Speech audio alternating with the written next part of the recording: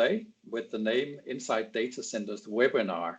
It is organized by the cedce project, and my name is Lars Boyen from UCL University College in Denmark, and today I will be facilitating this exciting first webinar. Before we start, I will ask everybody to write in the chat, where are you sitting right now? Which country and which city are you sitting in right now? That could be exciting to see where you are sitting around Europe. This webinar is the first of a series online events where we are spotlighting innovation, sustainability, strategic insights, and many more interesting things about the European data center industry.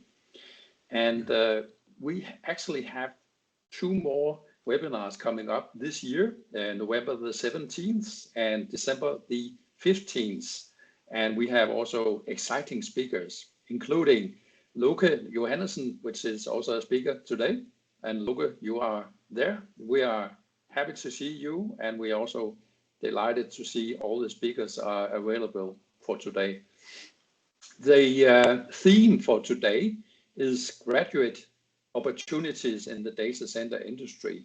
So, of course, we are also delighted to see so many students and lecturers here today.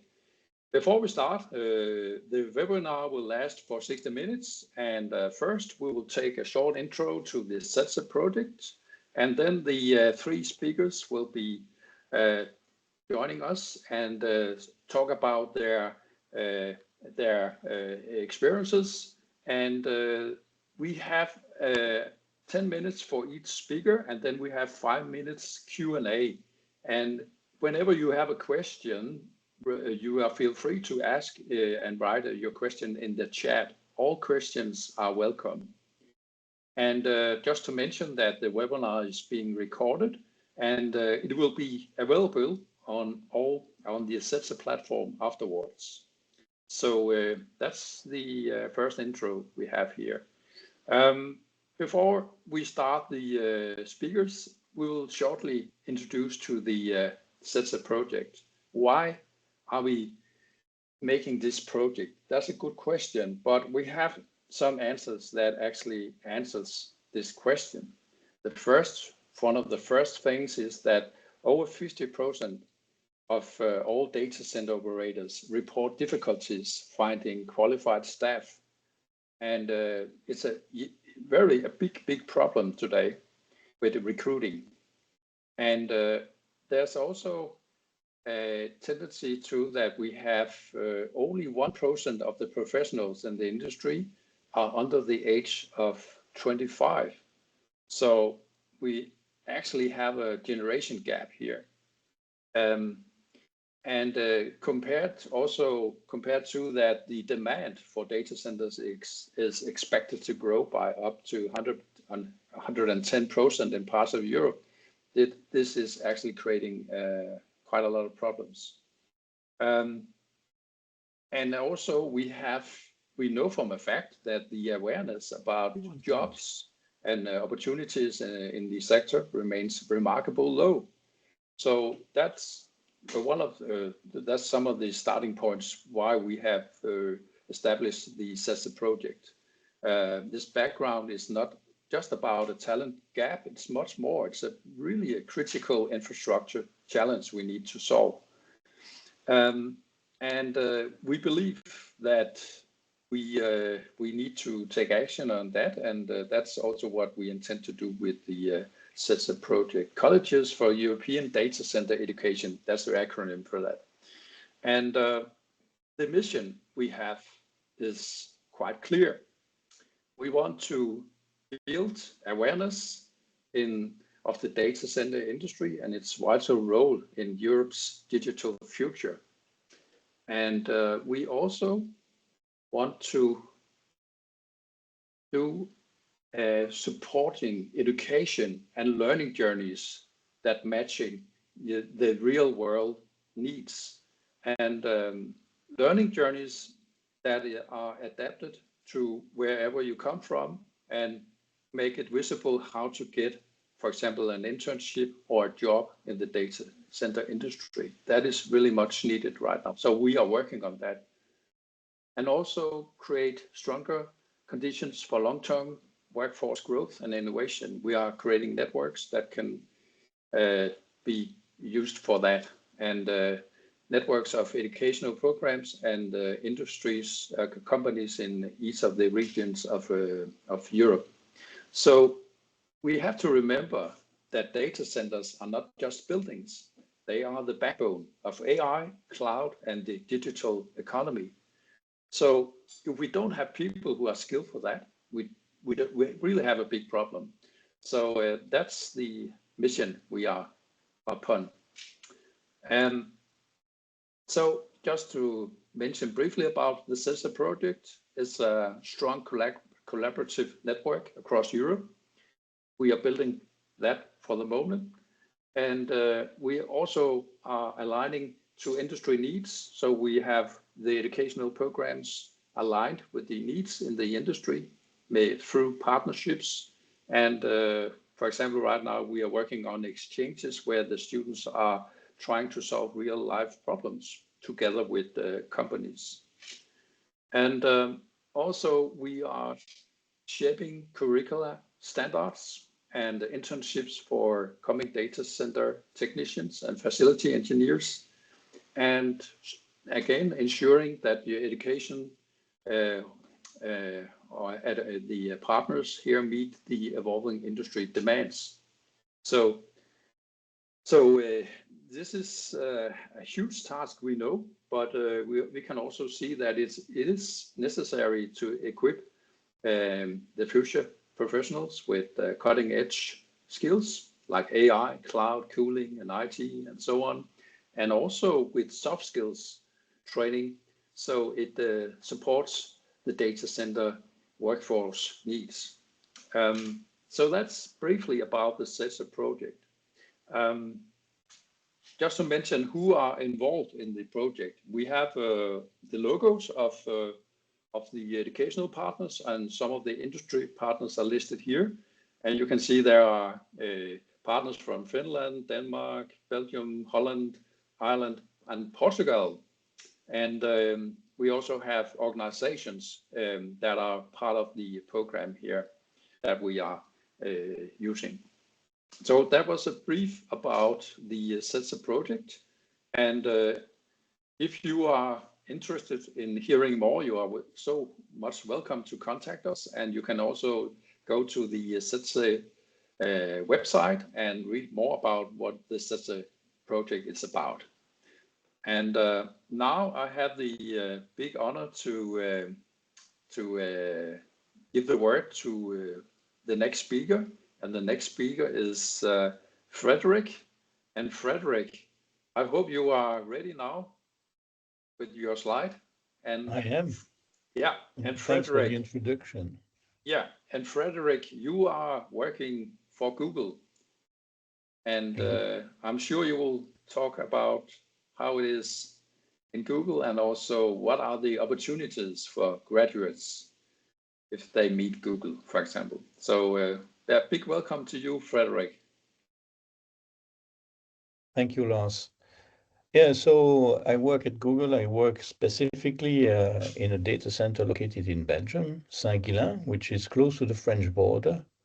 And I've been working here for the last 16 years. So I've been seeing the challenge of hiring people and recruiting appropriately the right people. So I will show you a few slides. What we are, the data center, who is working in a data center, and also what kind of profile we are looking for, which is, I believe, the main purpose of this webinar. So data centers, I think you all know why we need data centers. We use them on a daily basis, emails, websites, apps, online shopping, work from home, films, football matches, music, use them as GPS, and so on and so on. This is typically what is hosted in a Google data center that I'm leading here. We are serving all the services of Google, all the apps, and AI, obviously, more and more. Globally, Google has 29 locations, spread it in 11 countries, more or less.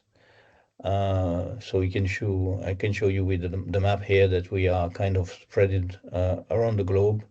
And a few we are also existing in Europe and are expanding. In Saint-Guilain, we have a land which is 100 hectare, and currently we are operating 5 hyperscale data centers. We have a 6th building under construction and a 7th building also starting to be built. We just announced 5 billion euro investment in the region here for expansion and supporting cloud and AI infrastructure. You can see here the type of buildings that we are operating, large scale infrastructure. This is a view from a high point to show you how big is the campus. Again, 100 hectare, 5 kilometers of fence line, which makes a decent amount of fence line. So data centers, typically, they are consuming electricity to be serving the servers, typically have standby power generation, and need to extract the heat which is generated from the server load and the IT equipment. We are measuring our performance for operating data centers typically in PUE, power usage effectiveness, and also water usage effectiveness more and more if we are using water.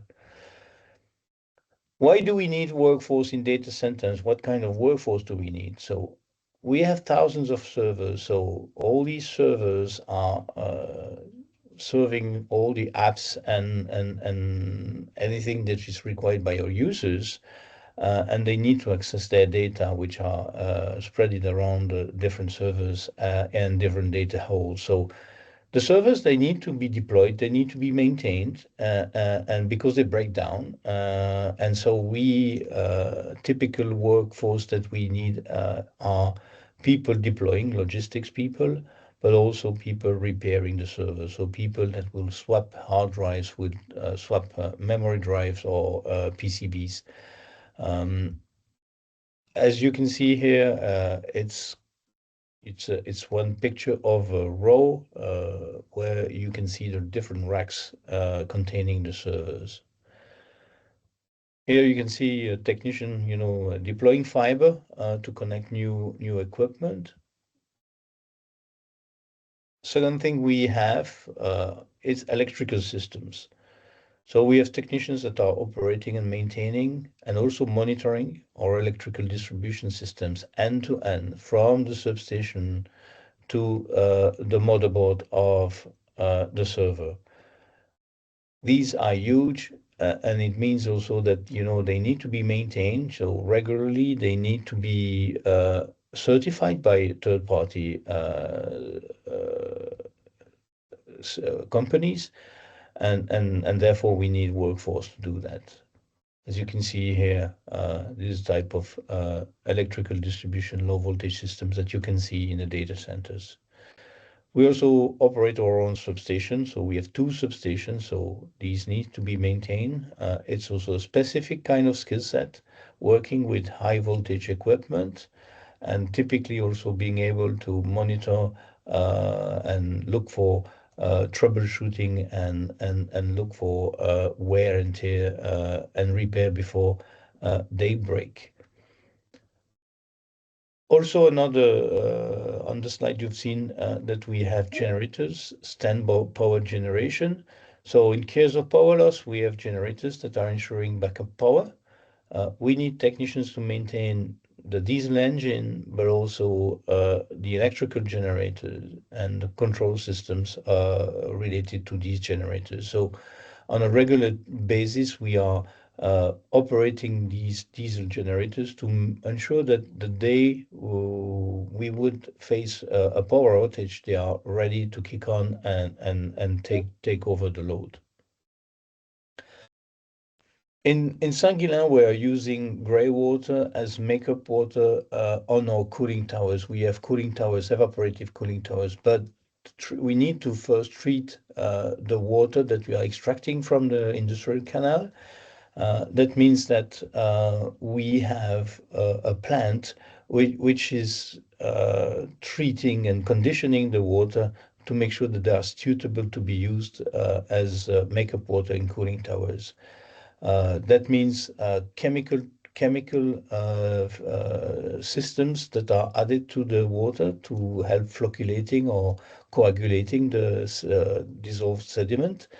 But also afterwards, we need to do a filtration and ensure that we add some biocide on the water to avoid bacterial growth in our cooling systems.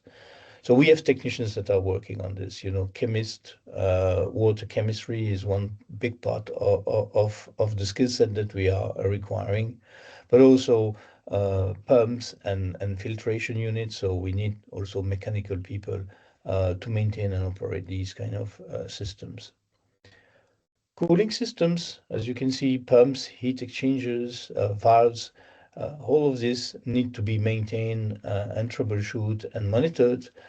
We have mechanical engineers and technicians that are working on these fields to make sure that we can take the best of the effectiveness and efficiency of these heat exchangers.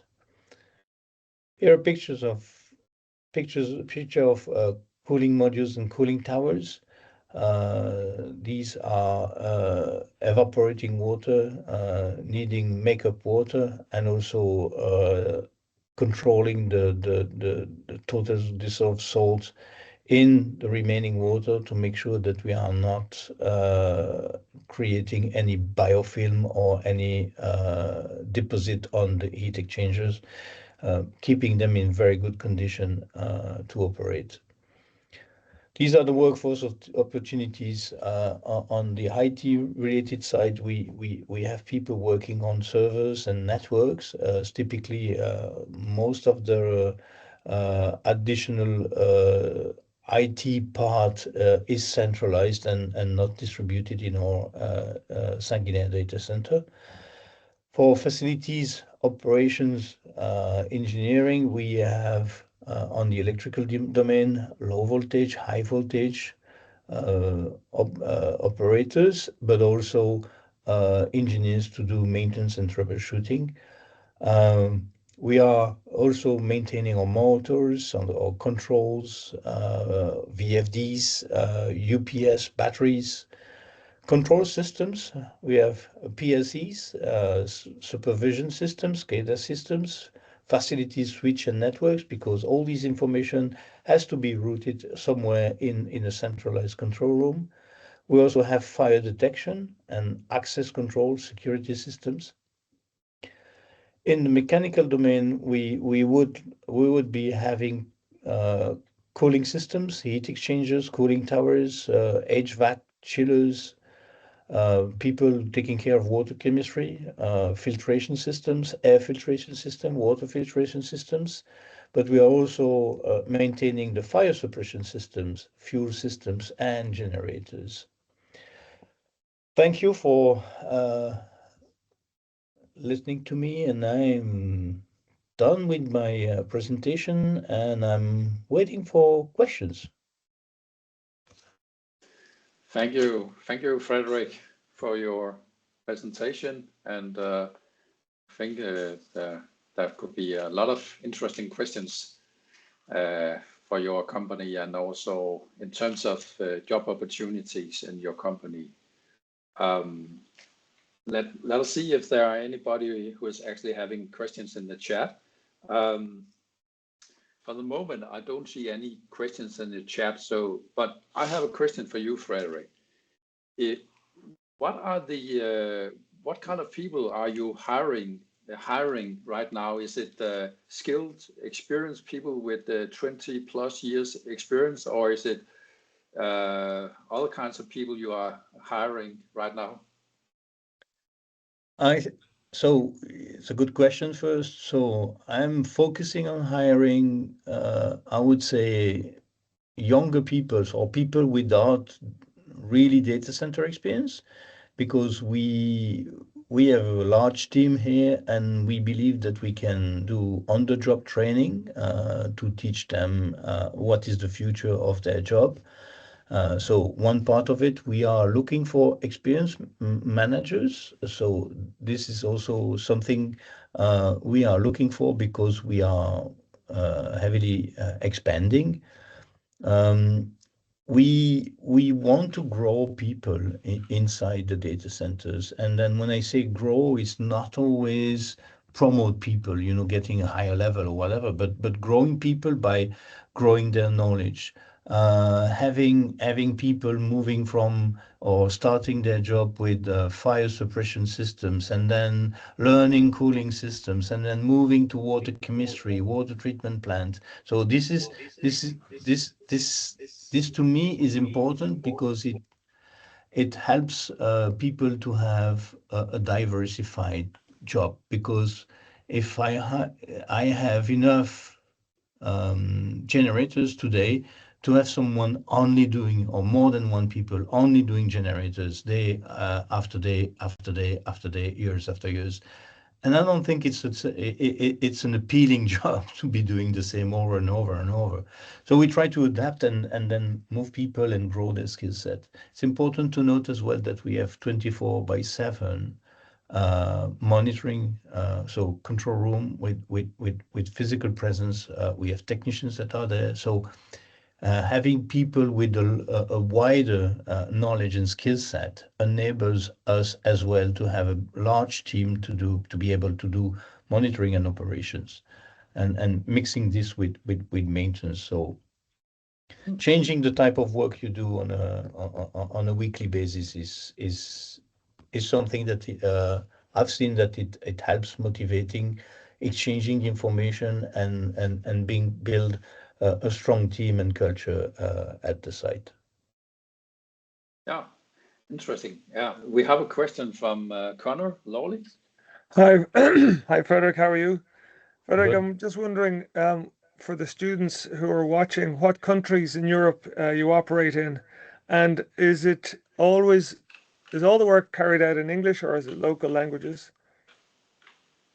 So the different countries we are operating from in Europe is Belgium is one of them, the Netherlands, and we have already two and nearly three sites in operation in the Netherlands. In Belgium, we will have a second site is currently under construction. So two locations, one close to Mons and one would be close to Charleroi. In Finland, we have a large campus as well in Hamina, close to Kotka. We have one in Denmark, which is in Fredericia. We have one in Ireland, one in the UK. So Ireland, I'm not specifying, but it's Dublin. We have one in London, in the UK, and I think. Yeah, I think I'm done with them. Yeah. Frankfurt as well is one of the locations which is expanding as well. And in those places, is it the local language that's used, or English, or? It's mainly English. Okay. English is a requirement at Google because everything which is job instructions, even HR files and performance review is in English, and it's the way we have been setting up. That's a challenge for certain countries, not for others, but for Belgium, I can tell you it's an additional challenge on top of trying to find people that are technically at the top. On top of them, we ask them to be almost fluent in English, and they will become fluent in English later on. Yeah, I presume there's some assistance to that if your English isn't perfect. Okay, thank you. Thank you very much, Frederic, for your presentation and the insights. We appreciate it very much.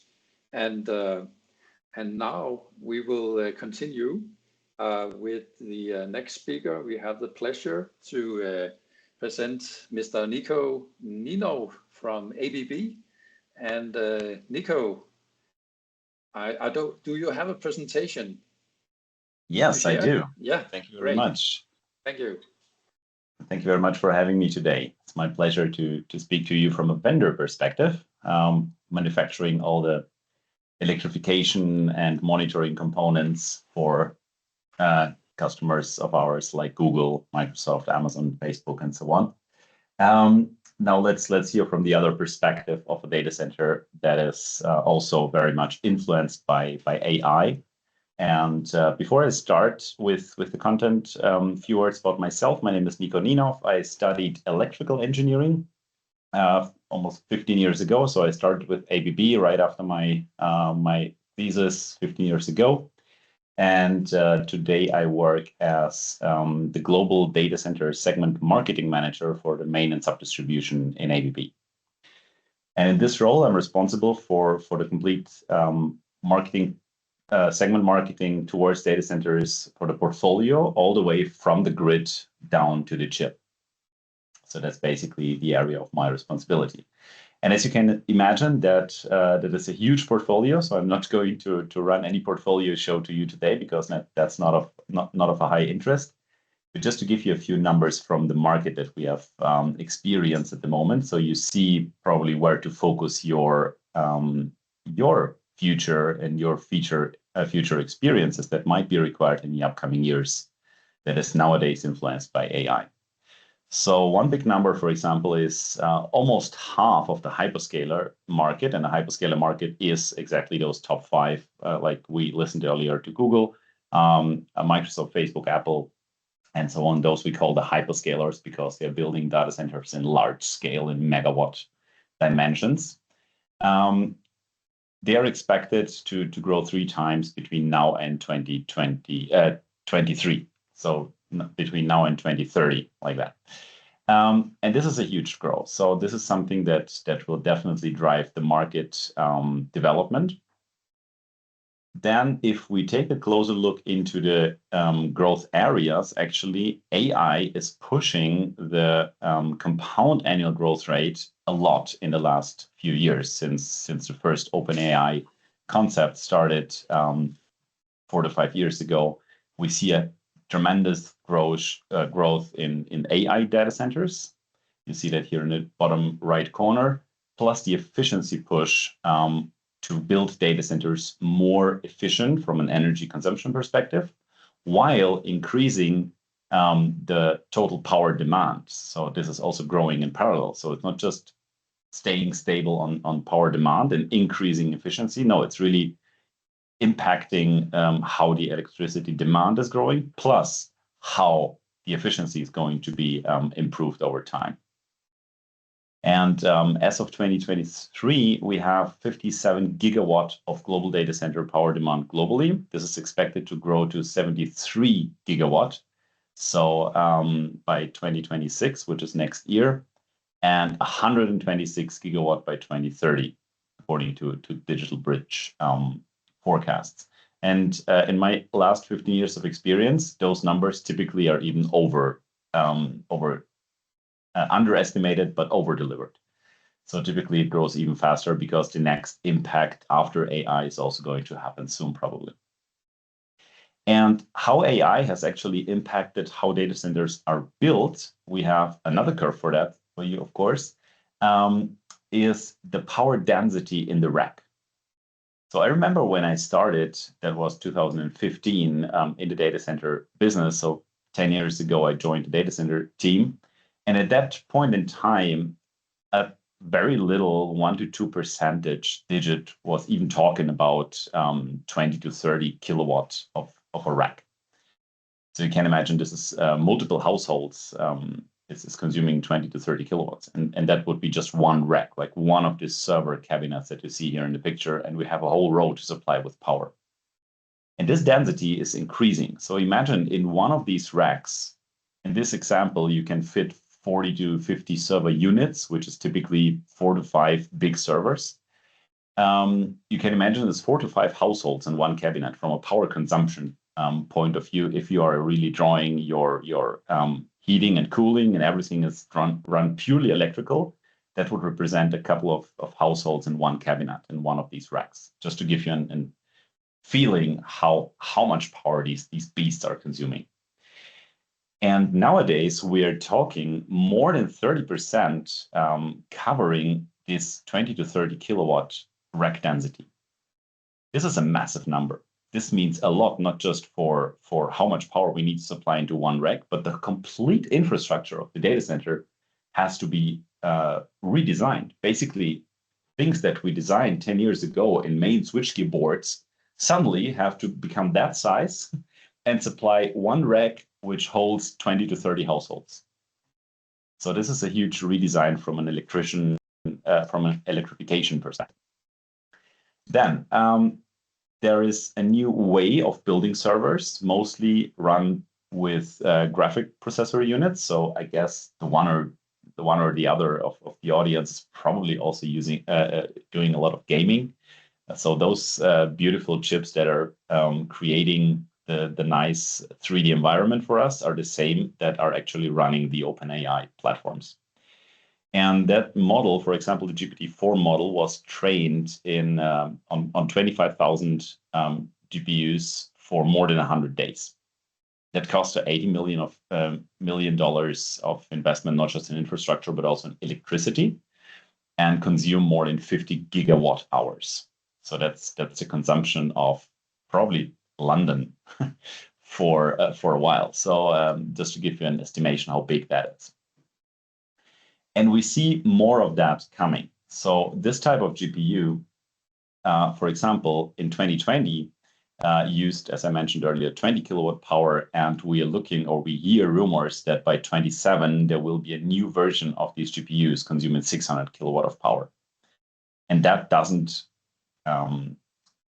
work with air cooling anymore. So any fan in the world cannot cool more than 40 kilowatts rack power. So now we're talking about liquid cooling. So again, another change in mindset of people who are building electronics, who are building power and power protection devices, and combining that with liquid, the biggest enemy of electricity. So that's exactly something that is also changing nowadays in the industry. We see a number of trends sorted by short, mid to long term in the next today and upcoming 10 years. And I'm going to use the next few minutes just to deep dive in 3 of them, because we don't have enough time for all. Now, short term, we definitely see the need of deep data monitoring and safety and high voltages, of course, modular solutions and sustainable solutions, and AI power predictive maintenance. So what that means, I'll explain shortly.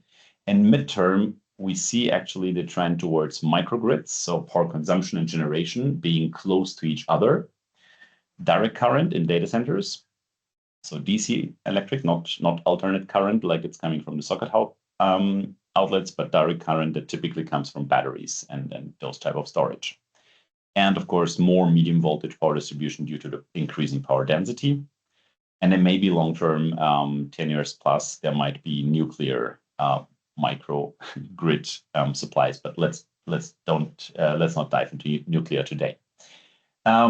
What we see as a requirement for the deep data monitoring is that if we have a load balancing system that can work on 2 levels. The one is on software level. It can start sending alerts and alarms to the maintenance staff that is on site working in a data center. For example, if the baseline load is increasing and there are many peaks, so that is monitored very frequently, for example, over a 30-second period, if that occurs, and the idle load is only little, that can lead to overheating systems. Because typically server racks in the past were never layouted for 100% load. They were layouted for 50% load, worst case. And nowadays, an AI data center is really layouted for 80 to 90% load to make the most use of the data center, for example, when power is cheap. And combining that with another device that we have on the market, which is the remote power panel, it has a lot of built-in systems for predictive monitoring and predictive maintenance. So in case of breakers need to be upgraded in the field, that's also possible with this technology in here without turning off the power, because turning off the power is not an option if you need to increase the power density of the rack. You just have to turn off that one rack on one side, while the other side keeps operating the B infrastructure if you just turn off the A supply to change a breaker, for example. So just to ensure 24/7 continuous operation. And even more intelligence is coming with our new Emax3 breaker that can actually look into the core data of the current and the power factor and the voltages going through the breaker, and also make sure that temperature and power usage is run effectively, and give also alarms and trigger events when something goes wrong. And now let's move over to the other very interesting trend, which is direct current. So currently we see 12 volt to 48 volt DC is already underway, because 12 volt DC, like you have in your cars probably, is limited, because if your voltage is low, your current must be high to provide the same power. So that's why the voltage is increased to use the same amount of copper for the same power, to provide more power in the same amount of copper. So actually, this is something that is happening already in standards, and even higher DC voltages are considered, especially on the main and medium voltage distribution for power delivery. And switching direct currents with a breaker is a completely different science than switching alternate current with a breaker. Because with alternate current, you always have a run through zero. With direct current, the cosinus never runs through zero. So that's why we need something called a solid state circuit breaker, which is currently under development in ABB. And that is one of the new devices that will actually push for this new trend towards higher density with the same amount of current, and therefore the same amount of copper transporting the power to the servers. A few advantages of direct current in data centers. We've summarized that here in 8 bullet points. Higher efficiency. You can decrease the number of conversion steps, so decrease the number of breakers, which on the one hand is bad for us because we are selling breakers, but on the other hand, it increases the energy efficiency, and that's something that operators want. It's easier to integrate fuel cells, green hydrogen, solar, because solar energy comes in direct current right away, so you don't need any transformation. Probably just the voltage level needs to be transformed. And of course, physical space saving, because if you increase the voltage in direct current, you can reduce the copper needed, and that therefore reduce spaces in the server racks. And of course, there are many more others, but just to show you how that looked 10 years ago, direct current, everybody was afraid of that. There were safety concerns, how to switch it. This was not standardized because we didn't have that amount of solar installations. We didn't have that amount of electric vehicles, which are also run on direct current, 600 to 800 volt plus. And there was therefore very limited DC technology offering. Now that we are one of the leaders in both solar and electric vehicles, we now have the technology to provide that and bring that also into the data centers. And the confidence in the acceptance of direct current is now also increasing compared to 10 years ago. So that was it from my side from a slide perspective. And now I'm really looking forward to your questions. Thank you, Nico. Thank you for this interesting presentation about your perspective. I have one question. It's related pretty much to the whole development you sketched out here is about AI-driven data centers. How do you see, which new competences or skill sets do you think will become essential for ABB technicians and employees in the coming future? Yes, so I see a few. for those people who are going into the electrical part of this business, definitely knowledge in the DC area from the universities is definitely something that will have a clear future onwards. And the other element, honestly, all of my team members in the past have never visited a data center until they started in ABB. So being expert on a data center, how they look today is not so mandatory because they're going to look completely different in a few years.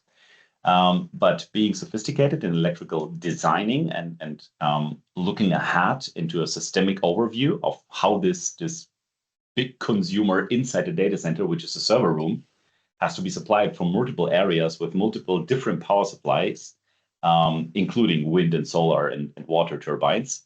So also knowledge on power generation can definitely be beneficial to create the next future data centers together with us. Thank you. Connor, you have a question? Hi, Nico. Nice to see you. And thanks for participating. I suppose I think it's quite interesting. You have a degree in electrical engineering, but you're the marketing manager. So because we're trying to sell the data center industry to students, I think it's important to point out to them that there's a huge spectrum of jobs that you can end up doing. And I know a lot of engineers who start off as engineers and end up as doing all sorts of things. I wanted to highlight that. I wanted to ask you about that and if you want to share your path to ending up where you are at the moment. It's not, you haven't ended here, but also an idea of the number of people that work with ABB and where you work throughout Europe, please. Yes, sure. So let me start with the numbers first, because that's the easier one. We have 120,000 employees worldwide. Not sure about a specific Europe number, but that's official on the ABB website, so we can look it up. And actually, the majority of the people working in ABB have an engineering background, not necessarily electrical engineering, but an engineering background. And just a few, like myself and a few others, are running these global positions, for example, for marketing, for sales. And of course, then we have the sales force, which is, again, mostly engineers. The reason is that we are an engineering company. So we are providing technology movements ahead to the different industries like data centers. And I fully agree. From an outside perspective, it may sound strange that an electrical engineering guy is running the marketing. But just to motivate people doing an engineering job out there, if you do an engineering job, it doesn't mean at all that you will just do R&D in the place where I'm based in Schaffhausen, that's down in the cellar. So that you will do or work in a lab in the cellar or R&D in the R&D department. So what I'm trying to say is, coming from a marketing background, doing global marketing for an engineering company like ABB is much more difficult, because you have to learn all these technical things in order to understand the values, understand what the customers are actually seeing in that product or in that solution. Then the other way around, if you understand the solutions and you've ideally built the one or the other server or rack or power supply yourself, then you understand the problems, and it's much more easier to market against that problems. So whenever you have the choice to go to build your future in life, is try to outstand with unexpected knowledge in an area where typically people would expect from you. I hope that answered the question, Connor. That's good. Thank you. You're welcome. Lars, you're muted. You're muted, Lars. Thank you, Nico, for your presentation and your insights. Now we have to move forward with the last speaker for today, which is Loke Norlin Johannessen from working for a company, energy company, and Loke. We have to reveal that you also are a former student from UCL. University College 10 years ago. I think it was 10-15 years ago you graduated. So now we are very interested in hearing about your your experiences and what are the opportunities in this industry. So welcome. Thank you. Thank you. Thank you so much. I think it's 15 plus years, maybe something 17 years. I was a student, so time flies by. So now I'm one of the old guys, apparently. Can everybody see my screen? It's my first question, and always the first question. I can't see you, so yes or no? Your screen is not visible yet, Loke. Well, I can see it. Okay, perfect. Some can see it then. But yeah, thank you so much, everybody. So for those of you who can see my screen, my name is Loke. I am currently a solution manager / solution architect in a company called Ørsted, which is a global energy provider for both offshore, onshore, and power plant energy. So we kind of go full circle here. We've heard from Google with data centers, with ABB that provides some of the infrastructure components for using the power that I currently help them provide.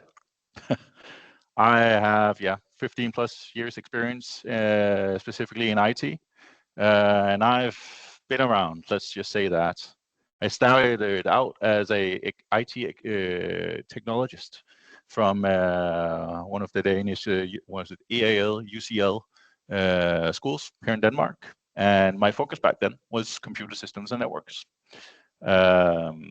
So many of you, I've been sitting in the same chair as you 17 plus years ago, thinking, what am I gonna do when I am done with my training, with my education, the first part of it pretty much.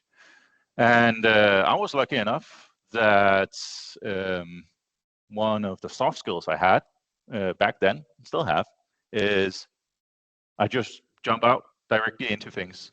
So when I was done studying, one of the third largest pension, insurance, and banking companies in Denmark had a position open for what was called a system specialist.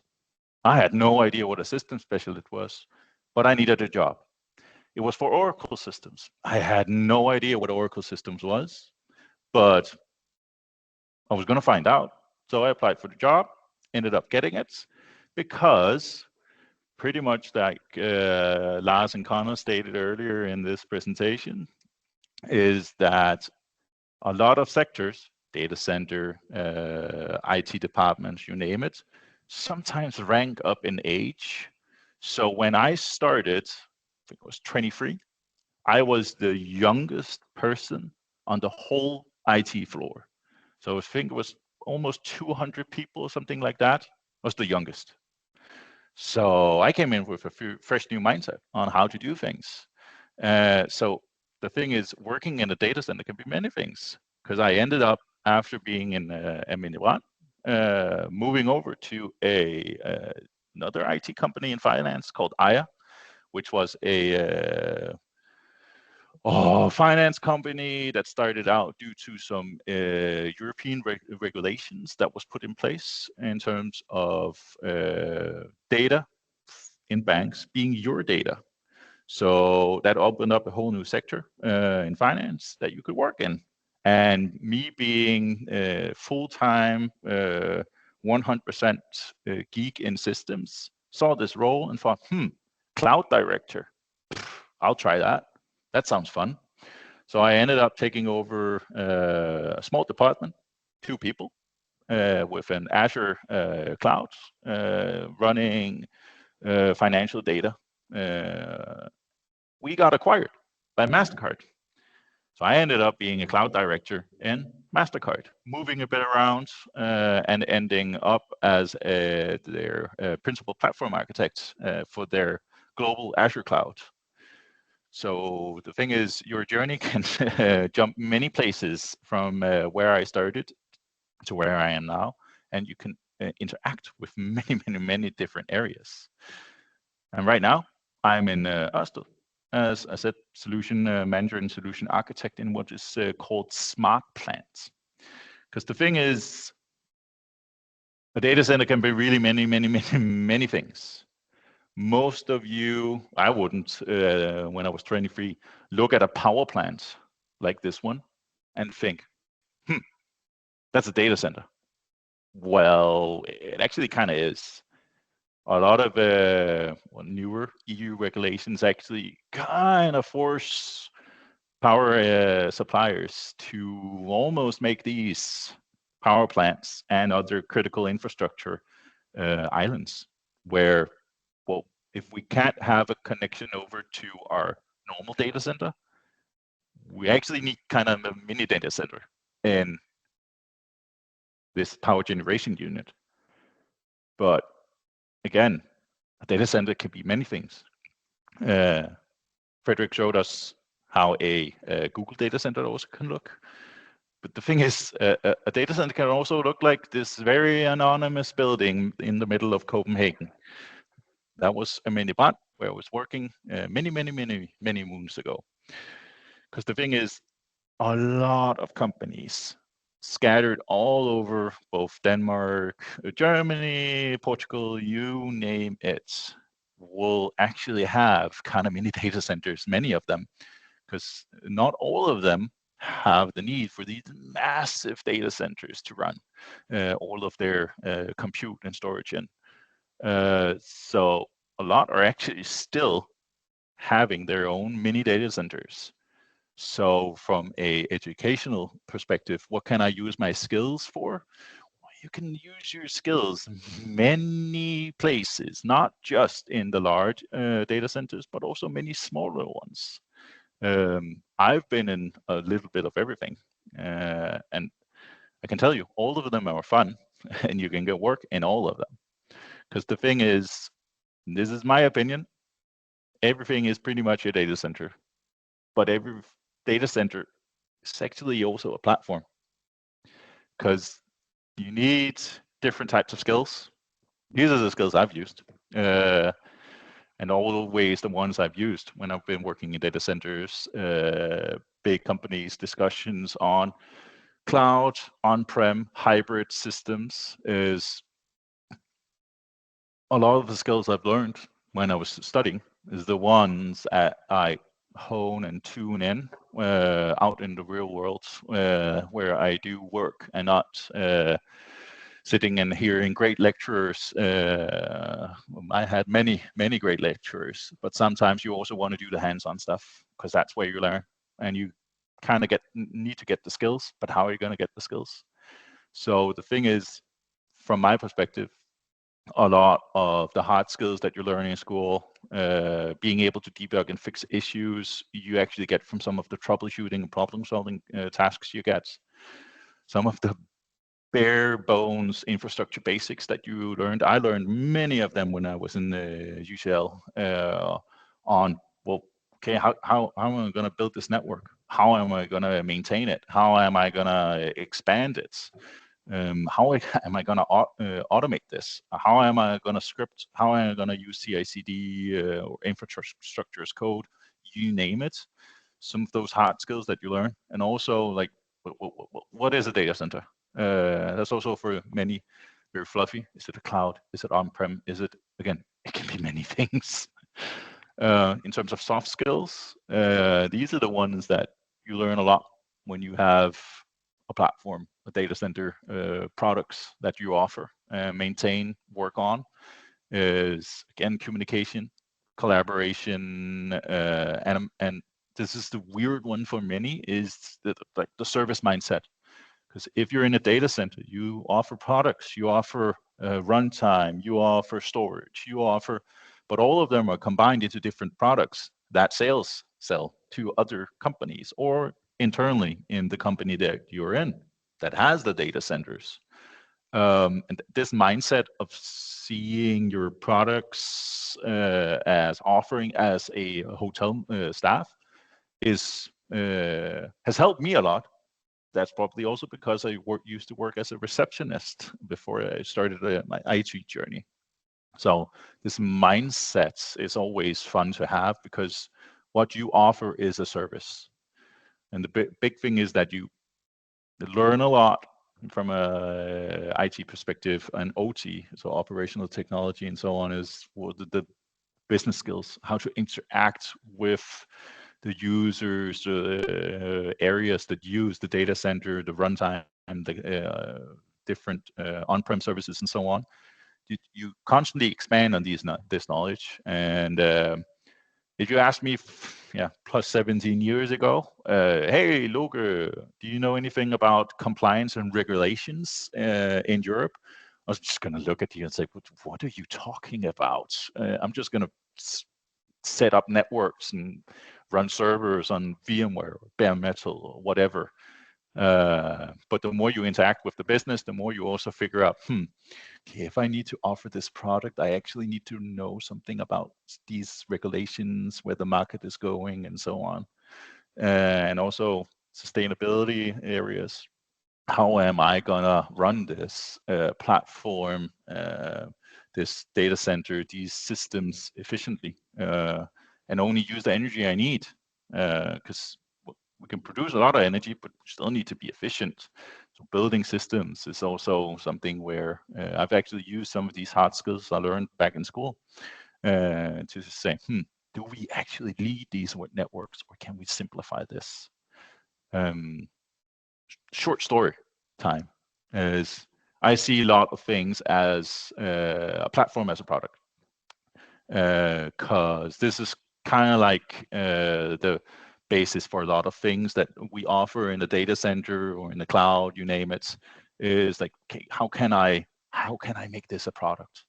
And when I was working in Embark, we had this concept of the service hotel, because we had our machines, we had our networks, we had our storage, we had our databases, but it was really hard for the developers, everybody else, to understand what it was we offered. They couldn't comprehend when we were talking about systems what it was.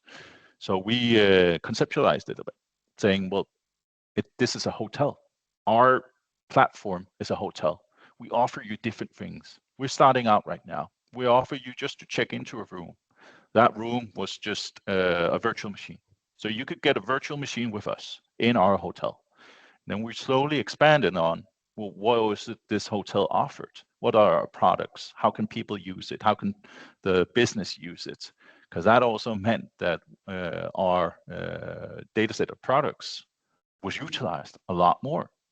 And the thing is that when I started building this was back in 2017, and that was before it was a buzzword. This was actually platform engineering. We were offering all of these different components and products from our data centers as a platform that you could use.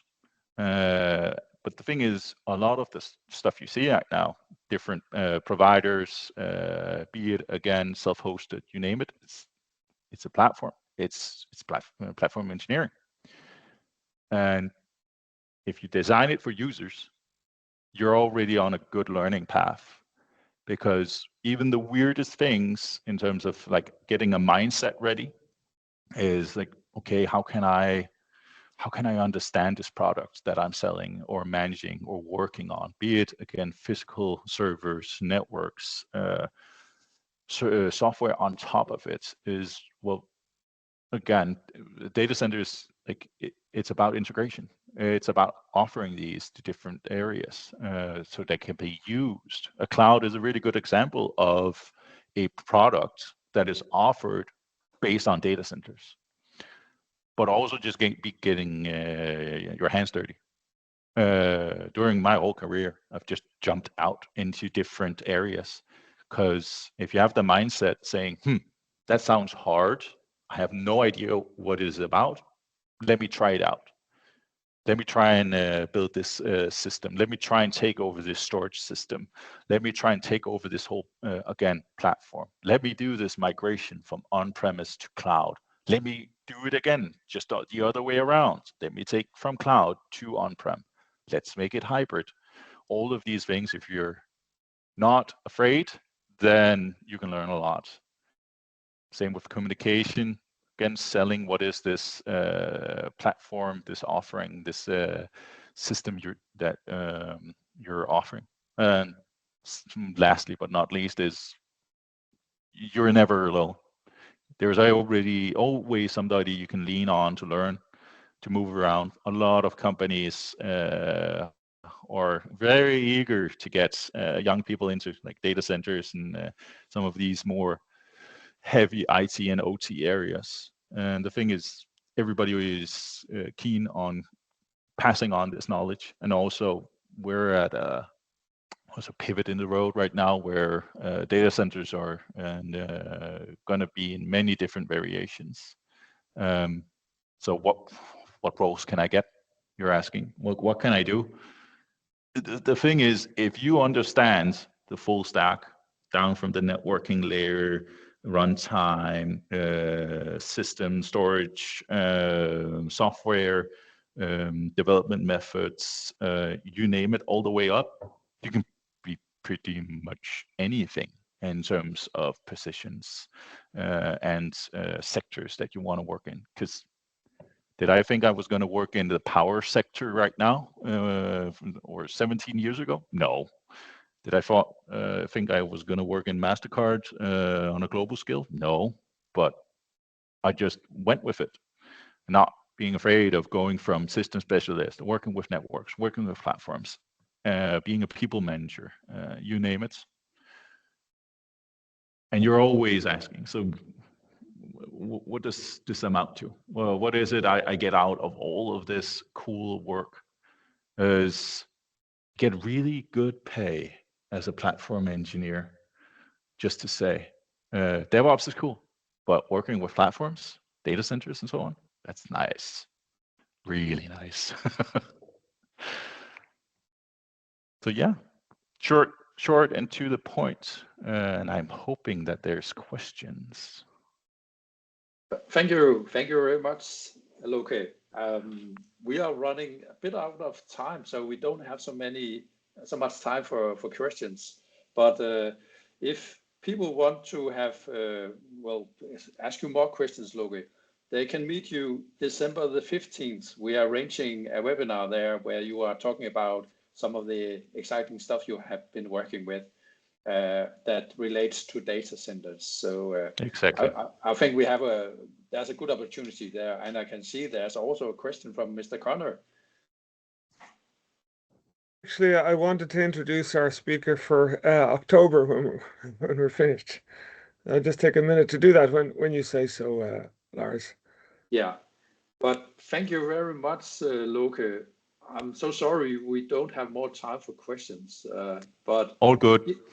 I'm sure if people have questions for you, they are welcome to join the December the 15th for the webinar there, and there we can dive into the interesting stuff you talked about today. So thank you very much. You're really welcome. Appreciate it. Yeah. Yep. No worries. And everybody can also reach out on LinkedIn. I am very chatty. That's great. Thank you. Thank you. So now we have come to an end with this webinar, and we are happy to see that it worked for the first time ever. We are, of course, newbies in developing a webinar, but we managed to get everybody through. And I'm really happy to say that on behalf of the cedce project that we heard very interesting speakers today, so I'm sure we will hear much more interesting stuff in the future. Thank you very much, everybody. See you. Bye-bye. Bye-bye. Thank you. Yes. Just before we finish up, if I can just let people know that in November we'll have David Burns from BVPI, Bureau Veritas, and he'll be speaking directly about data center commissioning. So that'll be on November the 17th at 3 p.m. You can register for that the same way as you registered for this one, and hopefully Microsoft will have its act together in relation to the links problem we had today. And that's it. So thanks for your time. We'll follow up with emails on that as well, email reminders to everyone who registered. So now I'll end the event, and again, thank you very much for participating in this first of many, hopefully. Yeah. Take care. Thank you, Nico and Loke. Yeah, take care. Thank you. Okay.